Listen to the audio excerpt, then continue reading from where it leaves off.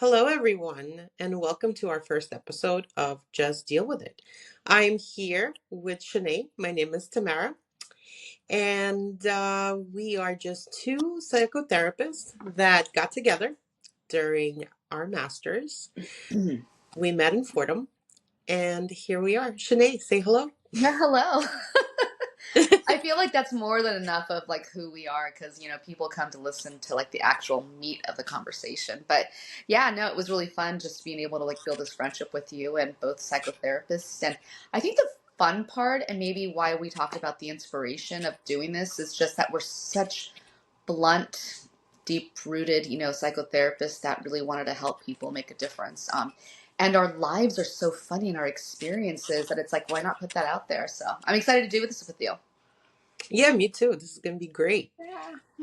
So, let's talk about what we're going to be doing with this podcast. Basically, the point of this is how to just deal with it.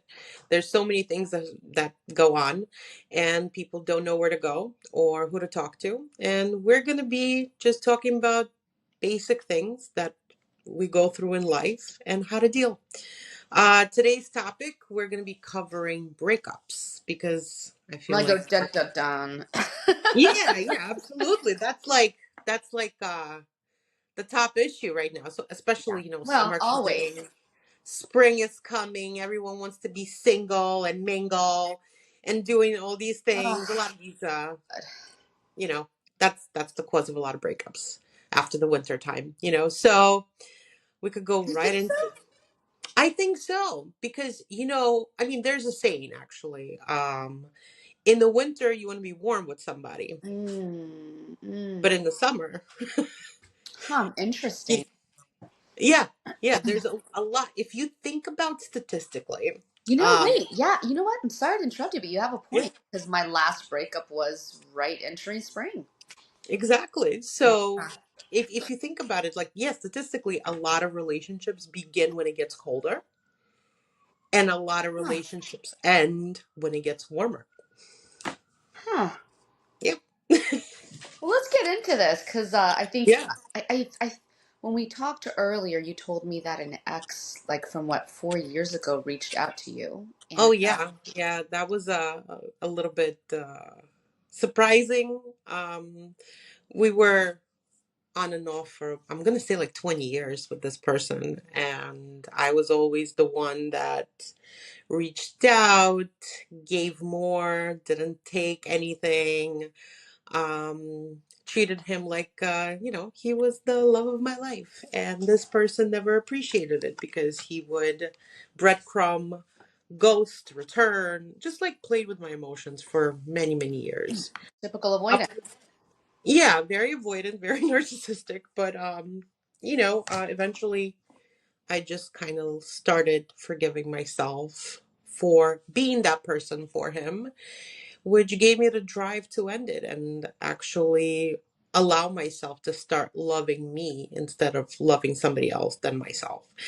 And That sounds so cliche, though, Tamara. Like, I get it. You have to love yourself first. I yeah, get all that. But yeah, listen, for me, I want this podcast to be something that is really just kind of like in your face, right? And I mean, absolutely. you and I are two very strong, independent women. My most recent breakup, I thought he was the one because he really presented himself that way. At 52 years old, he chased me. He did all that, right? And I am a strong, independent woman, and I am very secure, and I like have myself together. And so, yes, there are some people like you were in your 20s when you were with this other gentleman that, No, I wasn't even. I was in high school. right, but then, like 20 years into this relationship off and Right, on. but you gotta remember that I entered in high school, so my maturity level in the relationship was literally high school. That's why I'm saying this cliche, but a Yeah. lot of people are stuck in this cycle for a very long time, and for them, these new feelings like adulthood, loving yourself, actually doing things for yourself, they're new because when you're in a cycle of abuse for that long, this becomes normal. Yeah. This is your norm. So that's what I'm saying. I needed to learn all these things, even though it might not be something new for another person who, let's say, Yeah. went from a relationship to a relationship and maybe experienced different types of abuse in these different relationships, right? But it's just, for me, it was an ongoing thing. So breaking that after 20 something years, that's the stuff that I needed to learn in order for me to be able to cut it off. Now, okay, so this actually brings up a really good point because Yeah. so you were in your teens, going into your 20s, etc. I was in this relationship in my 40s. I'm Yep. still in my 40s, but in my 40s, right? So here I am, a very established woman. I know what I want, confident, etc. The guy that I was with was with his wife, ex-wife, whatever you want to call her. You know, pretty much since his early 20s, and so this kind of goes with what you're saying. You know, here he is dating, going out, wanting like, you know, giving me the moon and the stars, but I think really we're dealing with a 20-year-old mentality Yep. versus a 52-year-old mentality, right? So this particular person, you know the whole story, and I don't want to get totally into it, but this particular person, really good guy, but he does not realize that he's in a psychologically abusive relationship. Yep. And, you know, this kind of goes into like when we break up and we're like, I wish I would have, I wish I could have. Like when you're in your late 30s, early 40s, sometimes early 30s, you kind of know who you are and what you want and have established a good social life. So here we have someone in her 40s, someone in the 50s, but even someone in their 50s can be really immature, 40s, right? If they haven't Yep. done the work for themselves and don't realize what kind of relationships they've been in. Relationships can be so comfortable you stay in it. And who's going to think that your spouse or your children are manipulating or abusing you? You know, so when you meet someone like this, I mean, there's the red flags. We'll talk about them a little in, you know, in this session in this podcast. But you know, there are red flags out there that we need to listen to because eventually, if we don't listen to those, we end up with yet another heartache. Yep. Absolutely. Absolutely. And it's very, very important to learn your lessons and actually allow yourself to process them. Yeah, yeah. I Because, mean, people should not be if you are emotionally unavailable, emotionally immature, and again, it doesn't matter what age you are, really. yeah. You Yeah. don't go entering relationships, especially those with kids. My God, the kids are the ones that end up suffering. You know, my kid had a really hard time. My youngest had a really hard time because this guy acted like a father. Again, really good man. Hopefully, one day he opens his eyes and realizes what an awesome relationship he had. But how can you know that you had an awesome relationship if it's there, right?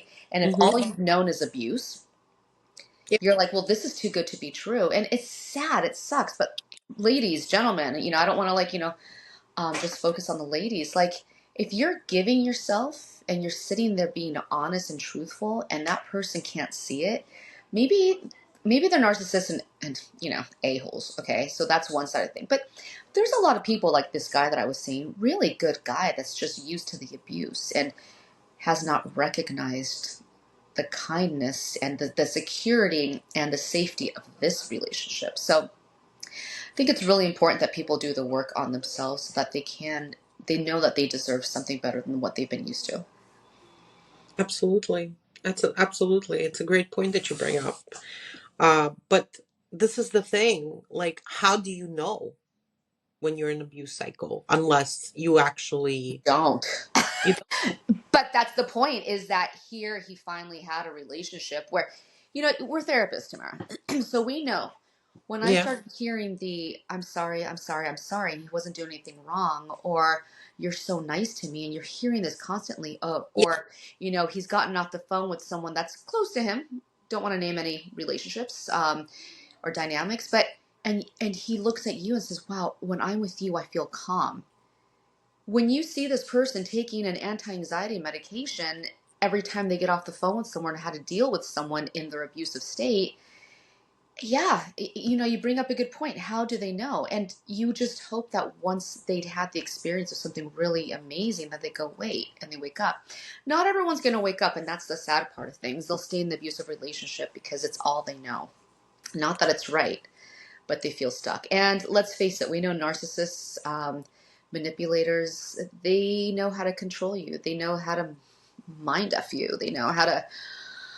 Should we be saying bad words actually? Because I just kind of like say, just mind I'm fuck. okay with saying bad words. I'm okay with saying So mind any. fuck. You know what? Mind fuck. It's like, Yeah, man, it's and these people end up really miserable. It's we make our choices, we make our decisions. So to answer your question, how do they know? They don't until they hopefully have experienced something and start to go, wow, I missed that. And there are a lot of success. I've worked with a lot of patients with those type of success stories. So it is entirely possible. But again, a lot of these people are seeing therapists, but they're not being honest with their therapists. And their therapists aren't like pushing in and saying, like, listen, let's go a little deeper. If your therapist isn't sitting there and pushing a little deeper, doing some psychodynamic work, you're not going to get anywhere. So if I had been his therapist, I would have easily gone in and be like, this doesn't, tell me more, and just really put it in your face. It takes a good therapist. And, yes, I'm bragging. You and I are really good therapists, and we do that so that we heal our patients. but Sinead, there's also different aspects. We were talking about before.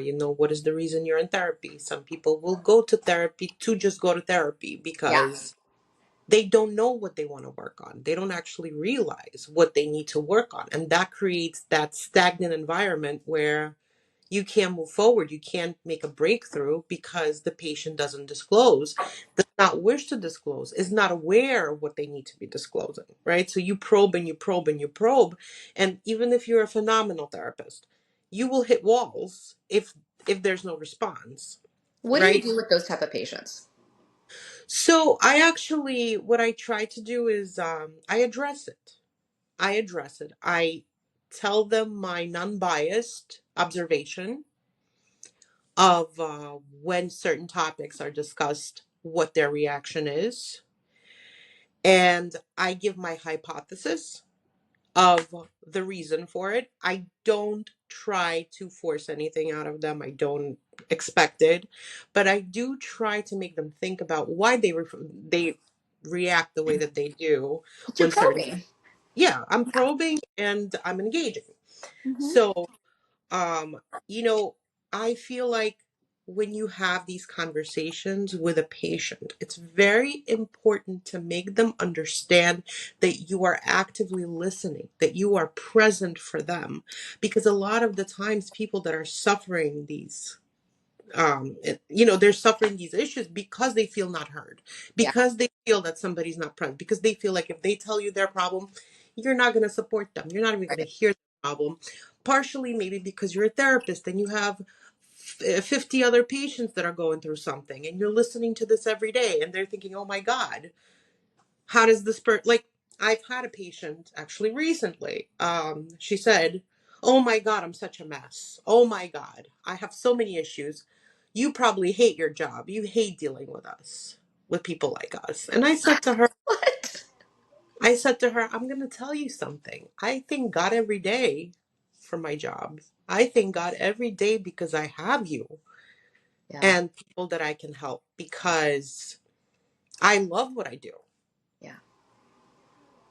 And I think that changed our whole relationship, our whole dynamic, and the conversations became a lot more personal. Like, it wasn't general anymore. Yeah. She started talking about specific things instead of just going around and around in circles. So yeah, as a therapist, it's important to make that patient feel heard. Yeah.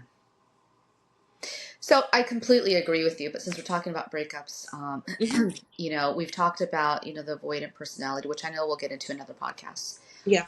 We've talked about the importance of therapy and being honest in your sessions and how difficult that can be. But breakups, I don't know. I'd like to discuss the warning flags that we should be able to see in the beginning, and not that they're always right, because sometimes our own anxiety or fear of abandonment can get involved with that. But I'd love to have us tap in for the audience on the warning flags that we can see to prevent creating an emotional attachment that eventually ends up with a really painful breakup. So I don't know. Do you want to start with some of the things that you've seen?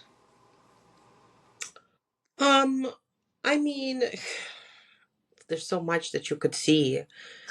but it's just you emotional attachment that could lead to a very painful breakup. I would say just when you are doing so much for one person and you waiting for some kind of reaction, some kind of a positive reaction, maybe even a thank you, maybe an Yeah, but then you acknowledgement. get that and you get the breadcrumbing. So, Right, right. But I'm not talking about necessarily the situation where you get breadcrumbing. You get nothing.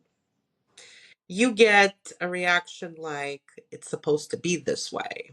mm, Um, I'm speaking from personal. I'm speaking from yeah, of course. what I've been dealing with Professional. as far as with my patients as professional, but like a lot of the times, we will go out of our way as the male, female, doesn't matter, as the other partner and provide and give and give and give, and you keep trying to buy their love and their affection Yeah, by giving them pieces of yourself, hoping that in return you're gonna get a crumb at least, right? And if they do, yeah, if you get a crumb, it's like a party of a lifetime for you. You're like, wow, he acknowledged it. He said yeah, thank you.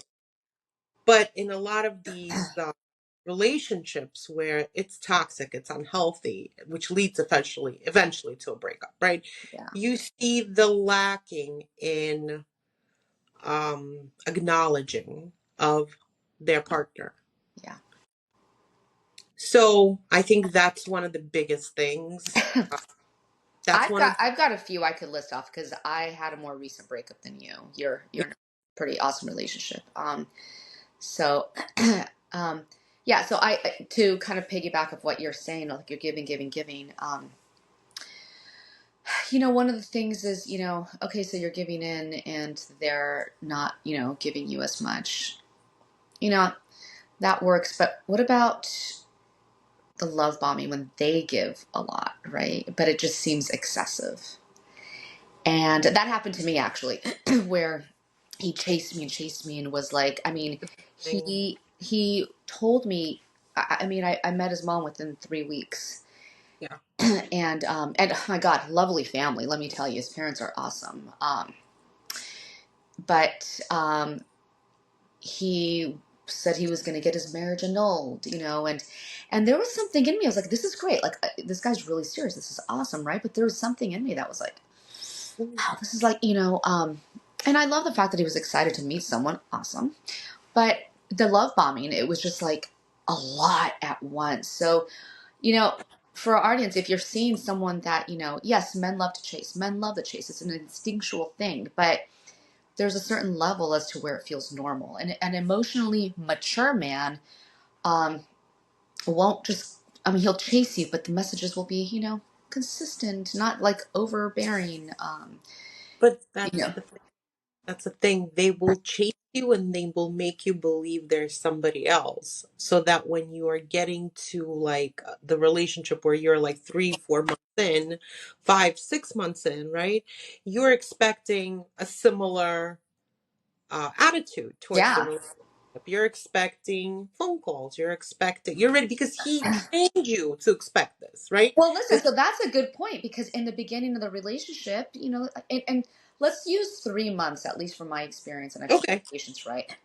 Within 3 months, you're going to see if someone, that mask is going to come off. And, Hmm.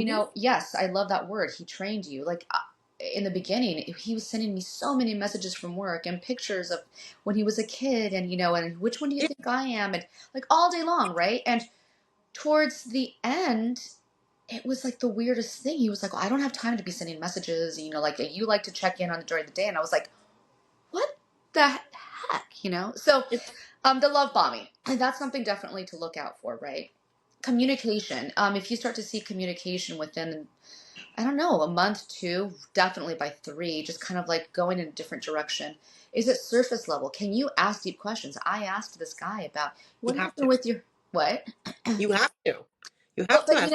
I asked him, so what happened with your divorce? And he really didn't want to talk about it. Or he's divorcing. He really didn't want to talk about it. And I was like, this is really weird. Every other guy had no problem talking about it. And, so there's that. That goes into this whole we go into like emotional availability slash unavailability. We talked about the fact that he was with his wife since like early 20s, right? The woman is still controlling him. I told you beforehand, you know, that, like lost my train of thought.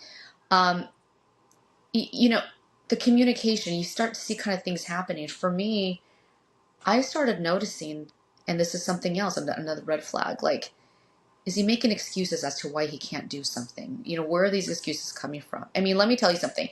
This woman is the one that said she wanted the divorce. She told him to move out. She told him to start dating. She told him to get a bigger apartment. Mhm. Where our relationship started going down for the second time, to be honest, was when we ran into her on the street. I had never seen this woman, and he got like, "Oh, that's a sign. Like, what is going on?" It Yeah. shouldn't bother a person if you're dating them for a year and they run into their ex. That should not be bothering them, creating emotional turmoil within them, right? Yeah. So, really, these signs, I'm going to be honest with you, are early on in the relationship. You see them. Do they seem a But little bit nervous? these are also signs, besides red flags for the partner, these are also signs that the person might not be ready. Absolutely. Absolutely. And so that's something, oh, I cannot emphasize it enough. You really need, I mean, listen, we don't want to look at the signs. Yeah. We I had a friend that explained to me something and I loved it. Here is this handsome man, looks strong, looks successfully stable, strong. You would see him on the street, be like, wow, that's a person that's put together.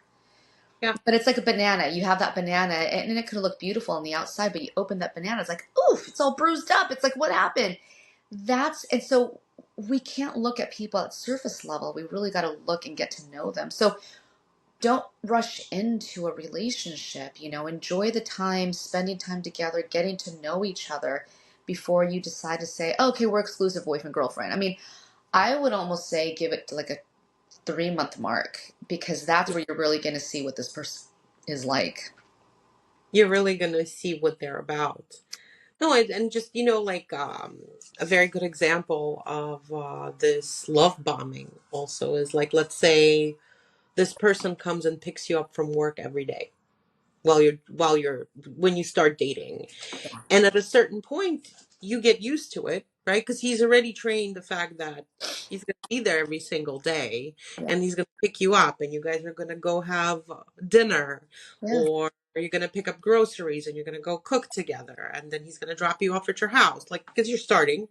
Right. Um, and then at one period in time, he just starts pulling away and says, "Hey, I can't pick you up today." And, "Hey, I And every can't pick once in you a up." while, that's okay, right?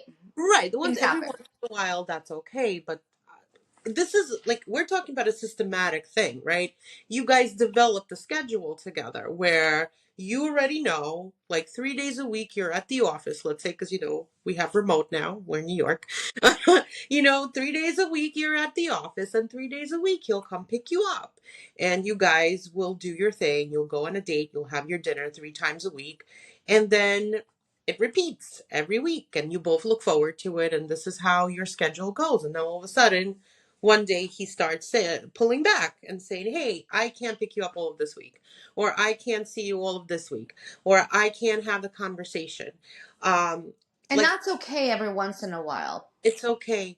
But Shenae, you know how me and you are friends, and if I'm gonna pick up the phone and I decide to call you FaceTime, I don't need to prepare you for the Oh, FaceTime, 100%. right? 100%. I Oh, can't, well, you know that I had that experience. right. I don't have to text you and say, "Hey, is it okay? Is it okay for Yeah. me to text you? Is it okay for me to video call you right now? Are you alone? Are you but can you be discreet right now?" It's like, it's asking that person Oh my God. literally that. Yeah. Can you Yeah. be discreet? Right? So when the person says, "Hey, no, not now," like, it's already building up a certain type of vibe around the Yeah. relationship where you feel like you're their dirty little secret. Yeah. Yeah. Which Right? actually goes into communication, right? And like, Yeah. yeah. And yeah, no. Again, Yeah. Yeah. yeah. Because I, I had that for many years. I had You that. You know that I had that too. Yes, absolutely. But like the person that tried to connect with me the other day, right? Um, I had that with him for many, many years where I felt like a dirty little secret. And I had to find out if I could contact him, if I could even text him at a certain time of the day, because I didn't know what was going on, whether he wanted anyone to know that I was talking to him. Right. So that really, that damages you inside as the Oh, person, completely. because you're feeling like you're not good enough for someone to know that you exist in this person's life, right? Now I'm in a relationship where he doesn't answer my call. I'm like, the fuck you doing? Yeah, Like, yeah. I'll just have that conversation very transparently. I Okay, have an so issue. let's go into that actually. Sure. That's what I was going to mention. So you'll have that conversation. I tried having those conversations too, like, hey, I'm not really comfortable with like, so perfect example. I want your thoughts on this. And I think you've already shared them, but this for the audience.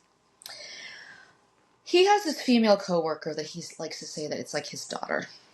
He's mentoring her, whatever, whatever. But we'd be on dates and they'd be messaging each other personal stuff, not work stuff. If it's work stuff, I get it, but personal stuff. And I got to this point earlier on in the relationship. I said, listen, I don't think this is appropriate.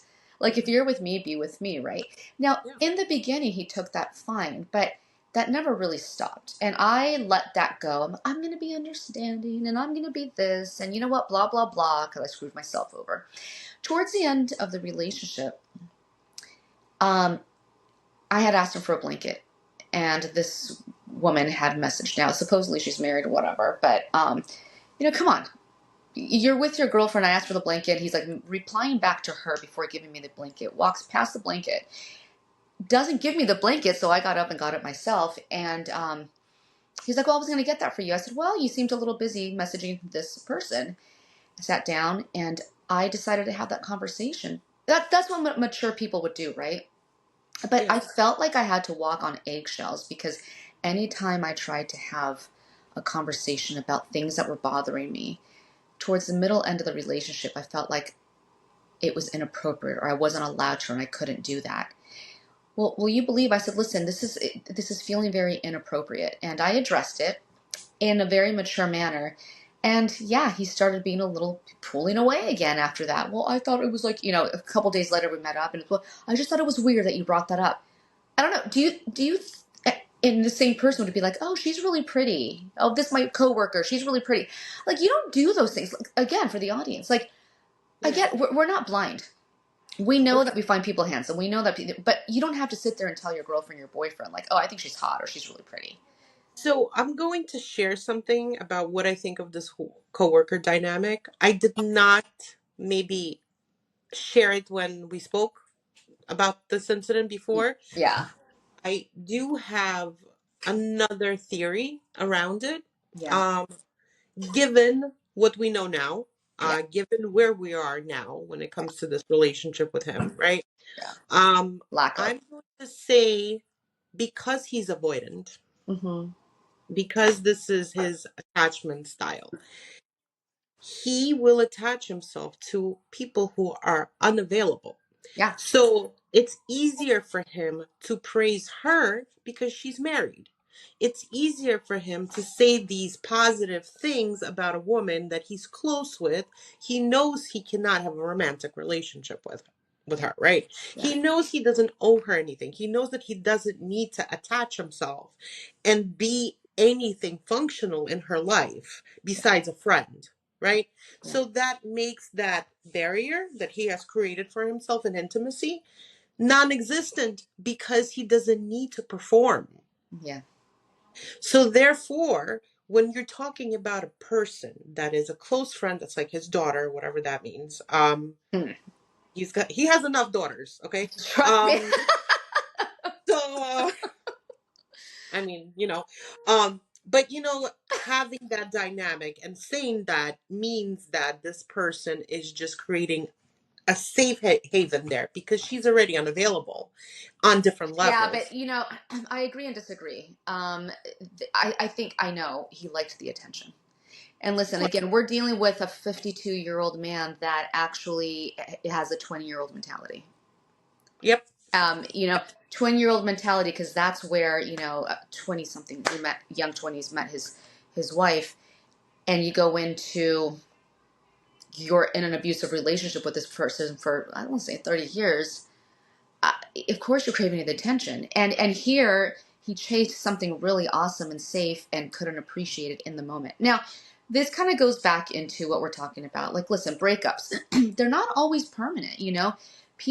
People can get out of a relationship very many times. I don't know. I've seen it with so many of my patients. Many times people leave a relationship, especially guys think, I just need to get out there and I have to have fun. I mean, you know, this is what Yeah. guys do. Just get out there, have fun, you know, don't be like pinned down or whatever.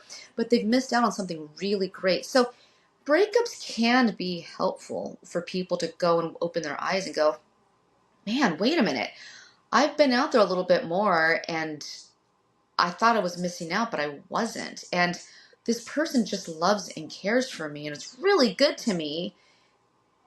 And I didn't have that in my marriage or my previous relationship. Like, what the fuck am I doing? And so breakups can be a good thing too. But you know, let's try But they to prevent have too many to do breakups. the work. But Shanae, they have to do the work. That's They what it is. have to do the work, and that's where we come back to breakups. You know, listen, if we want to look at the red flags as far as I'm concerned, you know, are you walking on eggshells? Do you feel like this person is not allowing you to like feel safe to be able to talk about anything? Yep. That's a red flag there, right? Are you giving and it's not being appreciated? Red flag, as you stated, is are you being love bombed? Is that coming down? Red flag.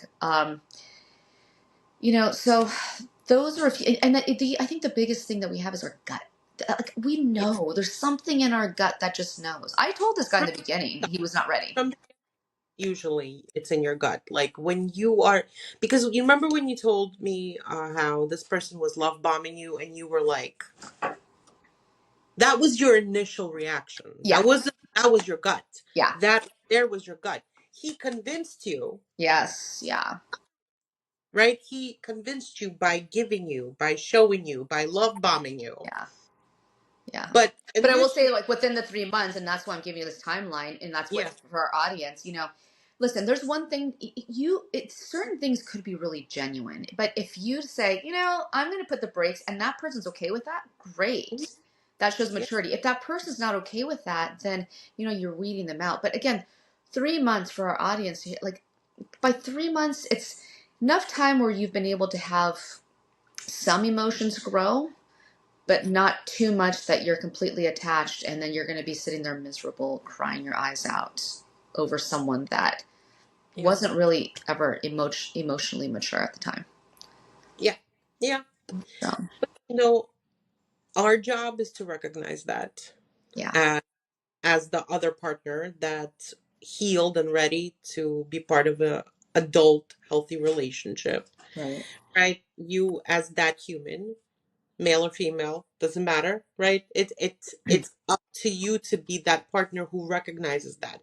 It's up to you to be able to shelter your heart and your spirit, right? And not allowing that toxic piece to infect Yeah.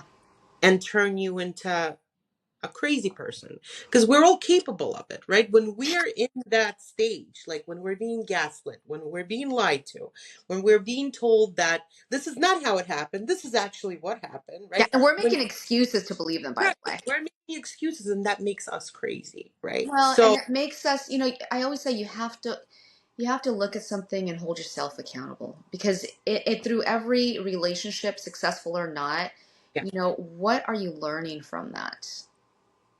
absolutely. That's the most important part. So through the breakup, it's, you know, what am I going to learn through this? What are you going to learn about yourself? What are you going to learn about what you're looking for? So what do you feel like you learned from this experience? Trust my gut, really, you know. But you know, I don't regret anything, and that's been pretty awesome for me. I think this is the first time where I can tell you that I was very genuinely the person I was. Do I wish I would have? You know, I don't regret the time that we had. Mm-hmm. Be perfectly honest. I think I've learned so much from it. Had I ended at a 3 month mark, we wouldn't have had really great memories and time together. And I don't know. I think that I've contributed a lot of positive, and you know, we never know what the future holds. You know, sometimes I'm spiritual, so you know, maybe we needed that time together to have those memories and experience that for a bigger purpose that we don't know, right? So Again, people come together or stay apart all the time. So we just have to look at, was I a genuine person in this relationship? And if you can say that, you walk away and go, you know what? I was who I was and I wasn't anybody else. And be proud of that. yeah. Well, Shenae, I do have to tell you one thing. As your friend, as somebody who knows you for a minute, we've A been minute through a or lot. two. I feel like COVID really changed the dynamic of friendship. Like, because I think a lot of things mean much more than before, as far as like we value communicating, we value friendships, understanding. So I feel like me and you, even though it's been 6 years, right? Yeah, What? 6 years, right? I think so. So um I feel like it's been more like 20 I know, because time flies. right, because of everything that has gone down. And Yeah. I'm going to tell you, I am incredibly proud in how you've been dealing with this Thank because you. Thank you. Shanae from 2019 Yeah. and Shanae from 2025 are two different women, completely different women. And the fact that you have these conversations and you can say this stuff out loud, how you've processed this, it's so big. Thank you. Thank you. And yeah, this it's great. It's just hearing it makes me really happy Thank that you. that's how you feel Thank you. because you came out strong even though this was a year of your life. Yeah. Even though this was a lot of emotions, especially by the end, there was a lot of crying. There was a lot, Yeah. um, you came out on top. You came out strong because you validated what you were feeling. You made yourself Yeah. understand that you need more, and that's okay. Thank you for recognizing that. That kind of brings up the points that we had talked about before that maybe we can conclude with here. You asked me before, well, what did you do? Because I'm so different this time around than other times, right? Yeah, What did you do? So I don't know. I'd like to share some of those things. You mentioned our friendship. For me, friends, friends, friends, and talking everything out. And, you know, whether or not people get back together, if you get back together with somebody that hurt you, that's not a problem as long as they made their changes. So whatever you told your friends are going to know. Tell them everything. Let yeah, them hate him, right? But if you choose to get back together, back with someone, and you know that they've done the work and they're working to, value you, your friends are going to get it. So talk, talk, talk, talk, talk to your friends. I've been going out a lot with my friends. I've been great with that. The most important thing for me, I feel, has helped me is watching a lot of YouTube videos. And in this case, it was avoidant personalities, really getting to understand what an avoidant person looks like, why they do what they do, and just really just like immersing myself in that, like morning, noon, and night. And between patients, I just constantly put those videos. Um, Stoicism philosophies, learning emotional detachment and living as a stoic woman. So YouTube videos are so important, and there's so many amazing speakers out there. So that's something else that I've done for myself to get through this. And I decided to write a book. So I'm actually writing a book. I thought to myself, you know what? Like, I want to put this out there as to what to look out for. yeah. And, well, we already had started this podcast. We've been working on this for a while. But so, I mean, just really looking at how much value you have, man or woman, and what Yeah. you can bring forward. And I think those are the things that I did for getting through this breakup. So I'm going to conclude uh, your thought also, but this is a technique that I do with my patients also. Um, a lot of the time when we have a breakup or we don't understand why certain things are not happening for us, right? I always say to my patients and to myself when I was in this relationship before, what I did was I did a technique, and I don't know if I've told you about this before, but this might actually work out for you too. I encourage them to journal and describe their perfect partner. Mm, And I don't like to say, we're not generalizing this. We're going to be very specific Mm. because I think it's important to be that specific when it comes to your partner and what you want and what kind of a relationship you want. So we start from the core. We start from where you meet, how this person makes you feel, what he looks like, what his name is. Like even that, Like even though manifestation. right, like so anything you could that part you can make up, but obviously. But you know what? You'd be surprised. There's a lot of people that meet their partner that has very similar name to Yeah. what they said, right? What his background is. How do you feel with this person? How do you feel when you're doing things for the person? Yeah. How you know, and even though it's like imagining, it's actively imagining the scenario, right? It's encouraging fantasizing, but it also builds up what you look for and setting boundaries as far as what you allow. I like that. So it's like it's maybe like 50 questions. It's like 50 different questions. It takes my patients about a week to complete. Mm. Um, but I really like them to have fun with it Yeah, because they go I into love that.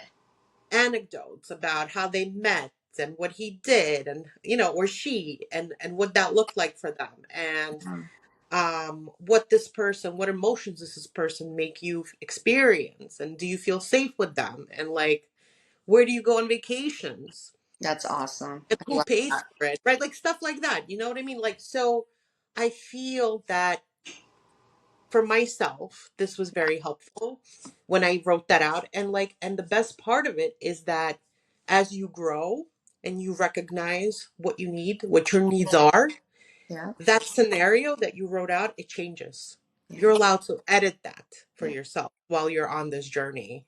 So what Actually, you, sorry, I'm sorry. so I was going to say, you said something that just reminded me of something that I think was really important we put in there. Boundaries. Yeah. Like you have to set your boundaries. And just from what you were saying, I mean, this is just like 101 therapy.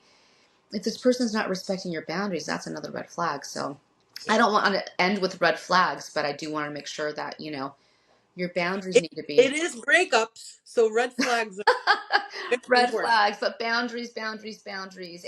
And boundaries aren't necessarily just for the other person, but like what am I willing to accept? This is my Yeah. boundary. You don't want to communicate effectively. That's okay, but that's my need and that's my boundary. And not being afraid to just set that, because if someone's not willing to do it now earlier in the relationship, they're not going to do it later on. Absolutely.